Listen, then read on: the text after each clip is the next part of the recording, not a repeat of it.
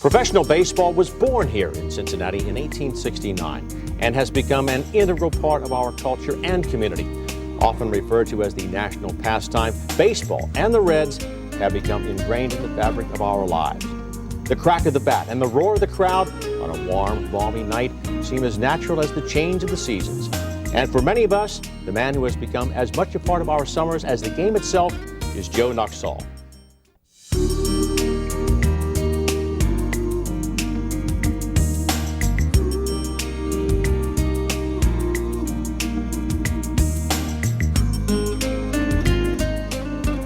Life, baseball, and beyond, three distinct components that merge into one fascinating, endearing, and enduring personality, one we will get to know even better over the coming weeks. Hello, everyone. I'm Dennis Jansen, and thanks for joining us. It's my privilege to be something of a tour guide through Joe Nuxhall's 7 decades-long love affair with the game, a lifetime of observations, and a world of friends and people who have been touched by the old left-hander. Joe, nice to see you. It's going to be fun. I'm looking forward to it. I really am. You know, when you look back on 7 decades, 60 years, I like to say a lot of water has gone over the dam. I mean, a bunch. Was your dad a left-hander? Nope, Dad was a right-hander, big guy, about 6'2" and 240 pounds, and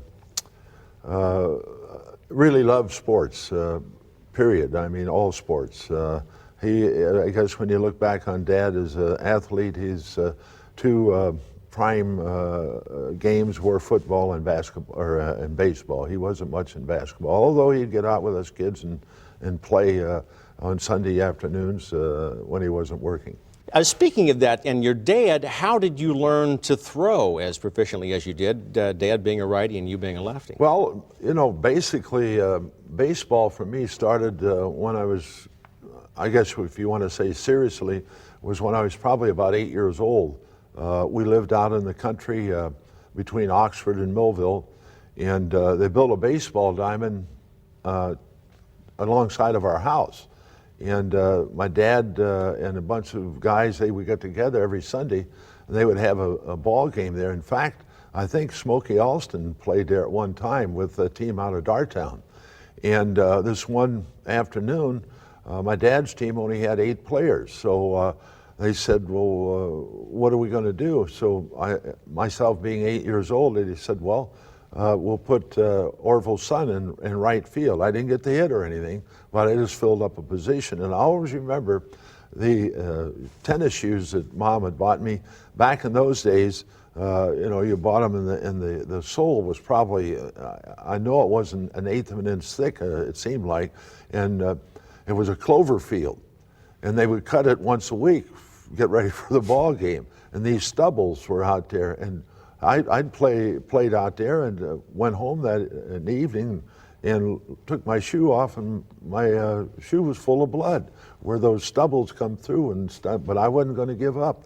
And so basically that's where my playing career, I guess you might say, started. But Dad would, you know, play catch with us, and at that age we just played catch and, you know, kind of explain how to throw the baseball, nothing dramatic.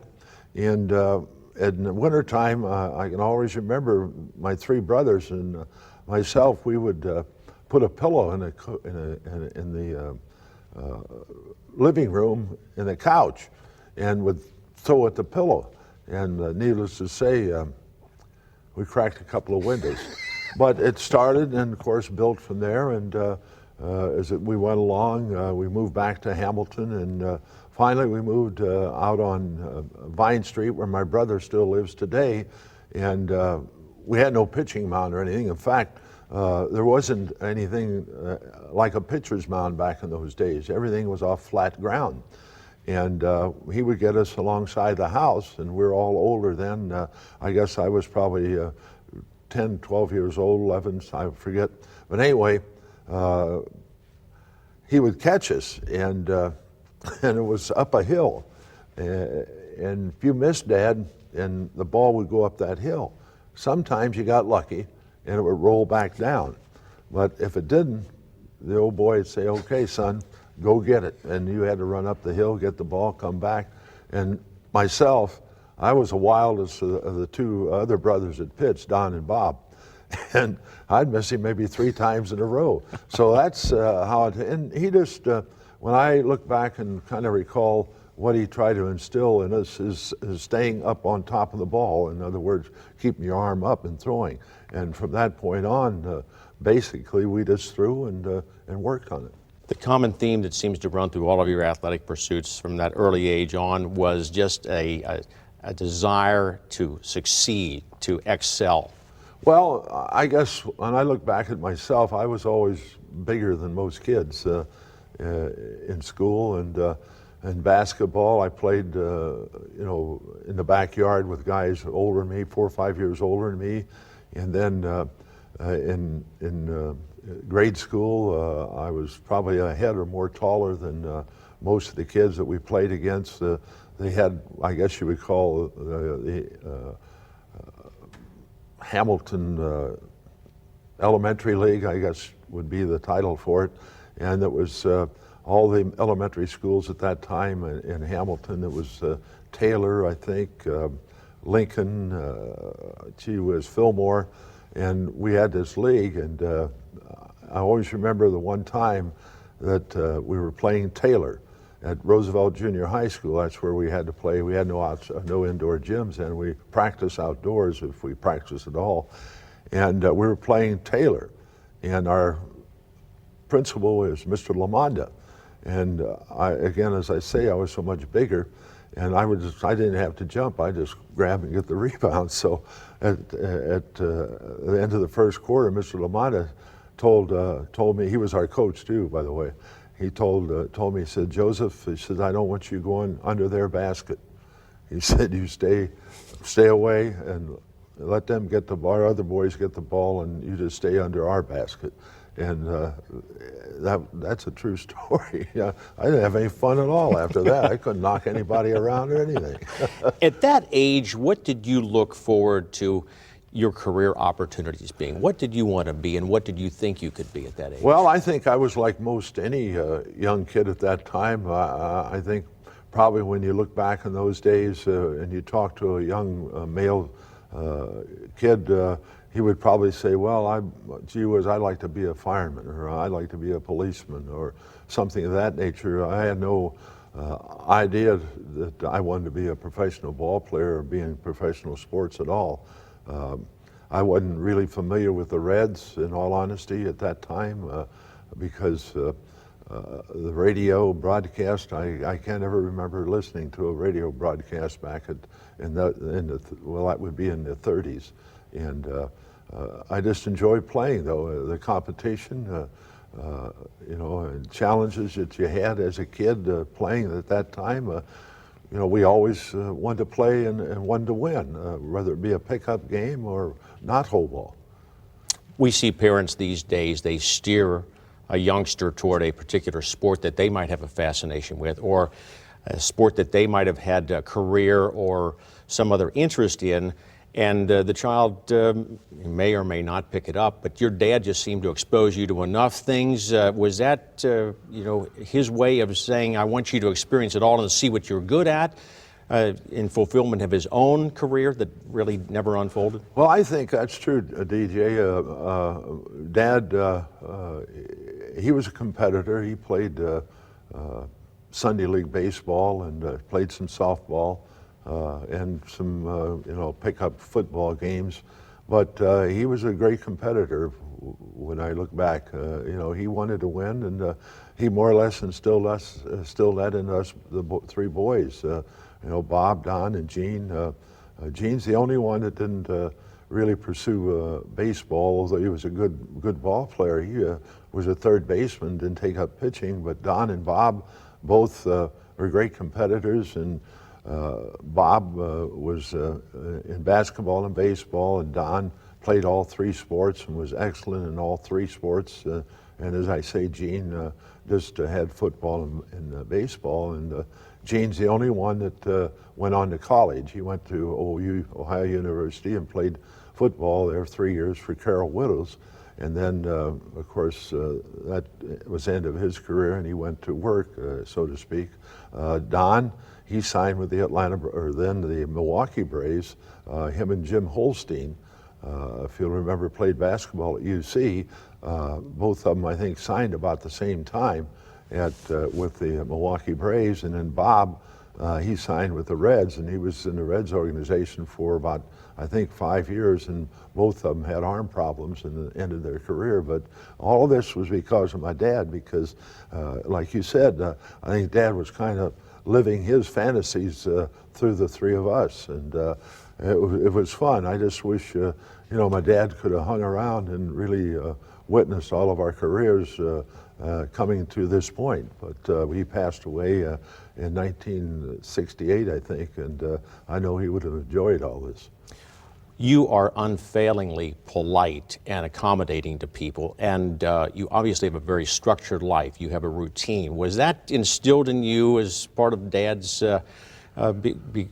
bequest to you, and also what sports necessitated? You had to be structured to succeed in sports. Well, I think my mother was more instrumental in that phase than Dad. As I said, Dad was a great competitor, and he would get after it, where Mom was kind of a quiet person and, appreciate what people have done for you and show your appreciation. And I think we got most of that from my mother. Some personal tragedies entered the Nuxhall household when your baby sister Evelyn passed away. Yeah, that was extremely tough because, she was the apple of our eye, I guess you would say. 4 boys and a sister, and Evelyn was a cute little kid, and just as rambunctious as the 4 of us, I guess you might say. And I'll always remember, I came home, it was a winter's night, it was really, really cold, and I came home and walked into the living room, and my mother was holding Evelyn, and she was really breathing hard.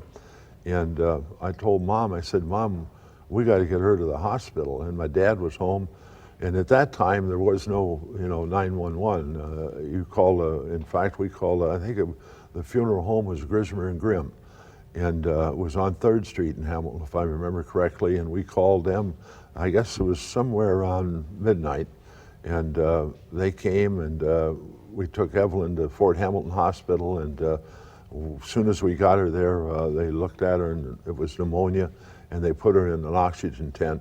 And it was, I think, somewhere around 2:30, 3 o'clock in the morning when she passed. And it was really tough because, again, she was the apple of all of our eyes, and we really missed her. She'd be, I think, about 64 years old now. And, that was, of all the difficulties we might have had, that was by far the toughest. You didn't have all the wherewithal in the world growing up, but obviously there was a lot of love in the Nuxhall household. Well, we, Dad and Mom went through some tough times, when you got 4 kids, and it was, I guess the Depression was a part of our lifetime, and I can always remember, we had to stand in line for beans, so to speak, and but Dad always was able to find a job somewhere and make ends meet. We never had an automobile for, I don't know how old my dad and Mom were before we got a car that we could run around in, but it was something that I think if you talk to my mom and my dad, if he were still here, that they would say they're very proud of, that they were able to pull the family through all these difficult times and come out the way it did. Dad, he worked at Baldwin Lima Hamilton as a millwright, if I remember correctly, and then Beckett Paper Company decided they wanted to have a power plant to furnish power for the mill, and so they're going to build this power plant, and they needed what I guess they call it stationary engineers. So Dad, he would, now we had a car, and he would go back and forth to Dayton, Ohio to school up there in order to get a license to be a stationary engineer, which he did. And we were all proud of him because you don't realize what that took from him, working 8 hours and then going to Dayton to get this education. And so we were really proud of the old boy. He really did a job, and of course his income went up and really helped us as a family to live a little better. We have to think that your father was immensely proud when he saw you getting bigger and stronger and always competing equally with older players. Yeah, well, you know, as I said early on, being bigger than most of the kids, I was, I guess you would say, a little ahead, and I think probably Dad had something to do with it because he wasn't pushy as far as baseball or sports in general, but he always would recommend it, I guess you would say. You know, let's go throw, or you kids going to play basketball this evening, that type thing. But he never said, hey, get out there and do this, or get out there and do that. He always said, you guys want to throw? Basically, that was the question he would always ask. And certainly all three of us would say, yeah, let's go. And then we get to chase it up the hill. When did professional scouts start to come sniffing around? Well, in that particular phase of the career, that was, I guess, really I was, I want to say 13 years old. And I played in the same league with my dad. Called it the Sunday League in Hamilton at Ford's Ball Diamonds, and we lived just about 2 blocks away from there. And they would come out. We had, during the war, you know, we had some really good ball players in the league, and I can't tell you who the scouts were, but I know that there were scouts there practically every Sunday. Certainly, not looking at myself, they might have been looking at my dad, and then eventually, when I was 14 years old is when they came and saw my dad and wanted to sign Dad to an Ogden, Utah contract. And as we've described before, with 5 children, it was not feasible for Dad to go like 2,000 miles away from home and make I think they offered him $150 a month. That was not going to get the nut cut, you know, cracked. So then this one Sunday afternoon, as we've explained so many times, our game had started on, there were 5 diamonds. Our game had started on diamond number 1. So the scouts drove up. Eddie Reese was one of them, Bill McCroy, and Hibisky was our I guess you would say, playground director. We call him commissioner. And they asked him, where's Orville pitching? And said, well, he's on diamond 3, I think it was. And our game had started. So I was on pitching, and they said, well, who's the left-hander out there? And they said, that's Orville's son.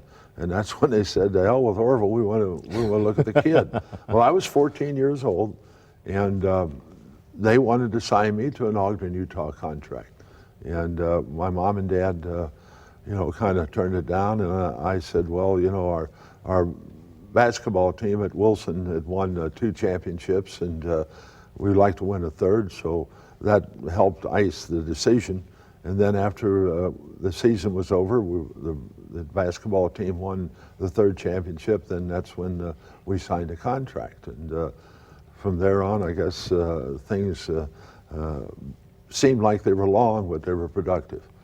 With the depleted pool of players because of World War II, you got the call up, and here we are, June 10th of 1944. You are at Crosley Field, 8th inning, and you are facing the 5th batter you face is Stan Musial. Take us back to that day, to that inning.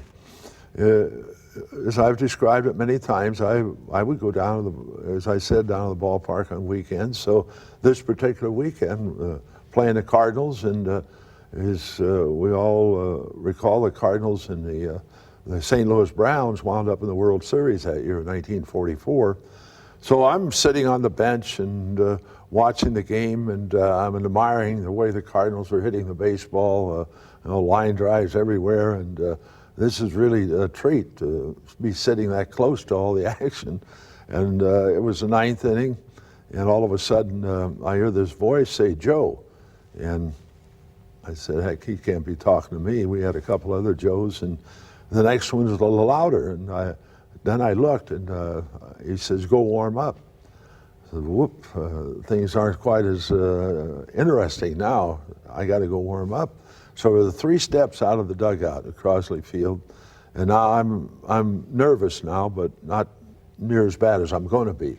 And I made the first 2 steps, and I tripped over the 3rd one, and it was a dusty day, and I've landed flat on my face, as flat as you could, and I got up, and I'm dusty all over, and I'm cleaning myself off.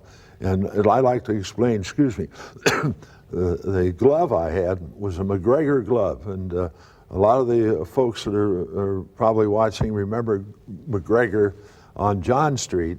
Was where they made all the baseball equipment back then. Bots Crawley was a guy that was their representative. Well, anyway, this glove, if I like to describe it as like a lady taking off her gloves. You had to take it off finger by finger, because you know, back then you threw your glove and left it at your position like a pitcher. When he walked off the mound, you just took your glove off and dropped it over the 3rd base or the 1st base line. The shortstop threw his behind shortstop, and so on. Well, you had to take this thing off finger by finger, because if you threw it off like any normal guy did, the whole insides came out of it. So anyway, I go down and I warm up, and I always remember I didn't have a good pair of shoes, baseball shoes. And a friend of mine, his name was Jim Newman. I mean, his dad owned a bar, Hoppy's Garden in Hamilton. And his dad kept him well equipped. I mean, he had the best of everything.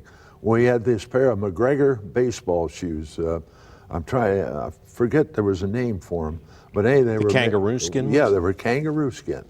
And he let me borrow those shoes while I was, you know, with the Reds.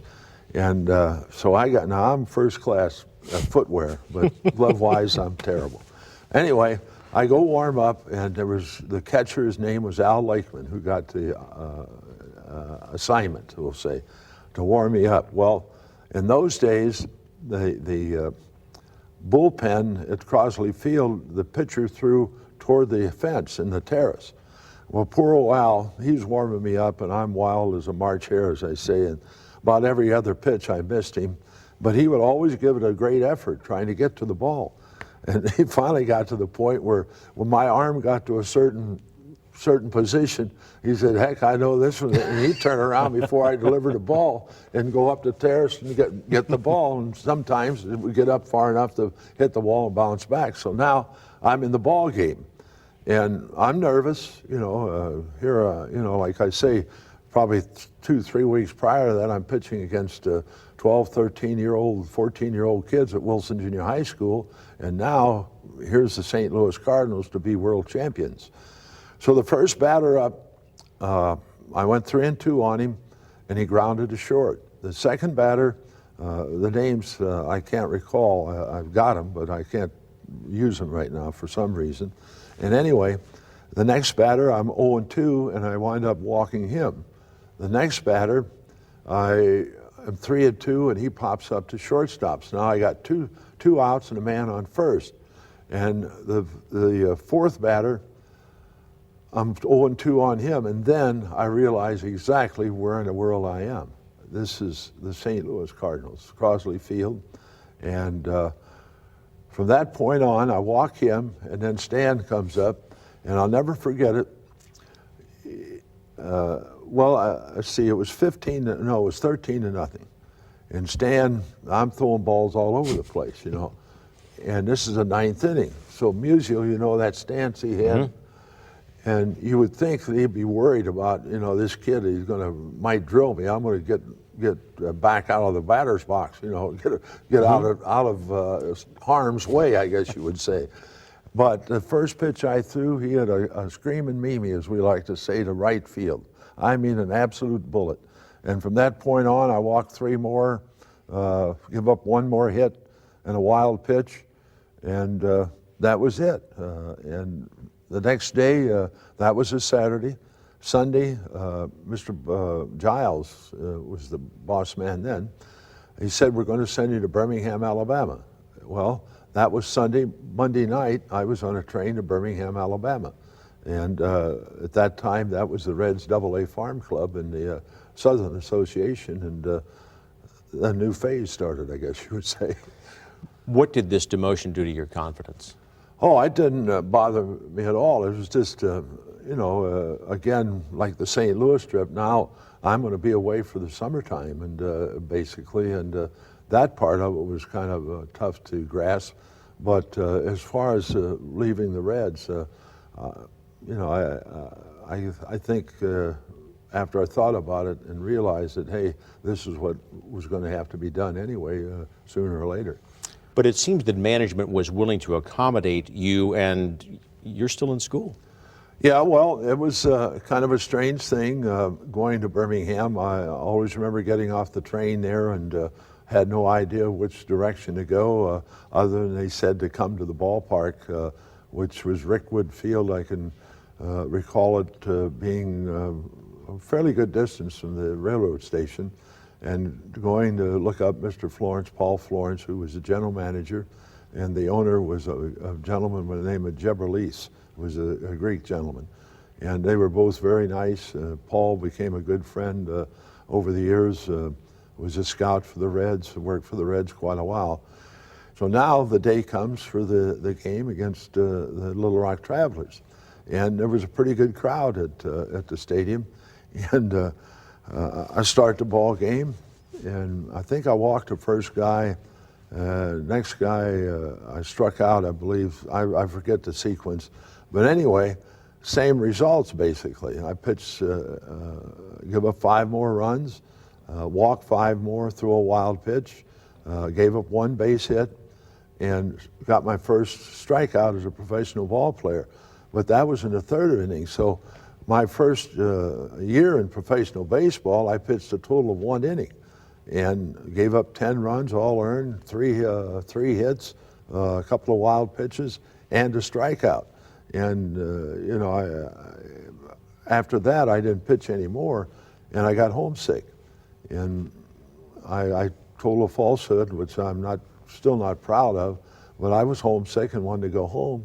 And I told Mr. Florence, my mom was ill, and I needed to go home, which I think he got really a feeling that, yeah, I know what the problem is. And so I came home, and in August, I think it was the middle of August, when there was 2 more weeks, I believe, left in the season. So that kind of told the story of my first year. And we will pick up that story when we return during our next visit with Joe Nuxhall. Until then, for Joe Nuxhall, Dennis Jansen, for Joe Nuxhall, My Life, Baseball, and Beyond. Thanks for joining us, ladies and gentlemen. Goodbye.